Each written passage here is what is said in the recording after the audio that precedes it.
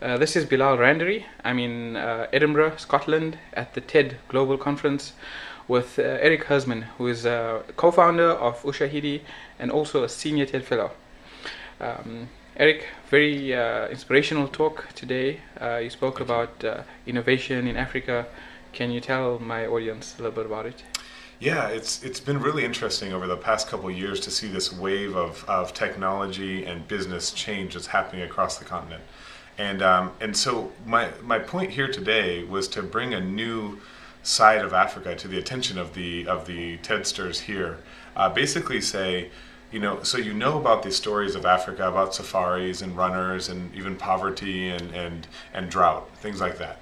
Right. But let's add another, it's a more nuanced story. So what's beyond this? And so bring on some of the examples of innovation.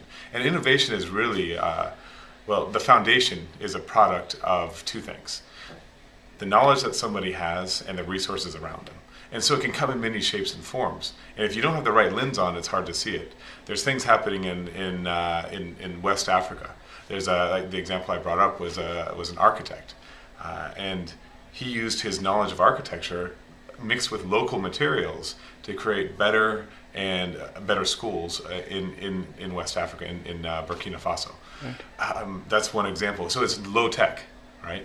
On the other side, we see this wave of mobile phone penetration across the continent, and we see programmers from the continent coming up with solutions for their own needs. That's another type of innovation, and it's a huge one as well. Well, another type is the platform that you co-founded yourself, Ushahidi. Can you just give us I know it's difficult, but a very brief explanation of what it does, how it works? So Ushahidi is actually very simple. All we do is provide a platform so that anybody with a phone can send a message into the system or through the internet, via Twitter or Facebook even if needed, and that shows up on a map. That way you can send information in and get real-time updates in a geographical map and figure out what's going on. Those alerts can be sent out to people in the field as well, or you can take a look at the system and see what's been going on over the whole area. So what are some of the uses for this technology? Examples of how they've... some of the big ones have been, in Haiti last year, actually Al Jazeera used it back in 2009 for the war on Gaza. It was when it was very new software, so it was a different time. But also most recently in the Japan earthquake and tsunami, followed by just yesterday the Mumbai bomb blasts. And the beauty of Ushahidi is this: it's not about us anymore. We make a platform. That's nice. It's really that the deployers of the software, the people who actually use it and make use of it out there in the real world, aren't us. They're ordinary people. And there's been over 15,000 deployments of Ushahidi globally in 132 different countries, 18 different languages. And see, this is the power of the network, about empowering bottom-up usage of a tool. And what's more interesting here is because what you're actually doing is changing the way information flows.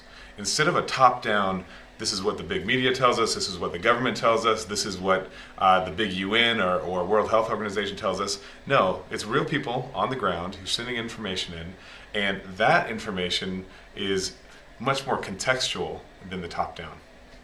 Okay, so you mentioned Mumbai. This is technology, innovation from Africa that now, just yesterday, helped. How exactly was it used, though? So really what they were doing is they were crowdsourcing, is what we call it, information about who needed help, where help could be found. There was volunteers from all over the world.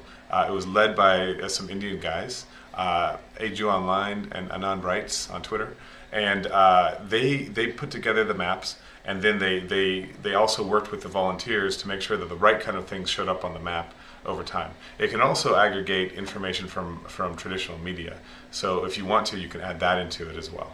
All right, thanks, really interesting, and look forward to speaking to you again. Thank you very much.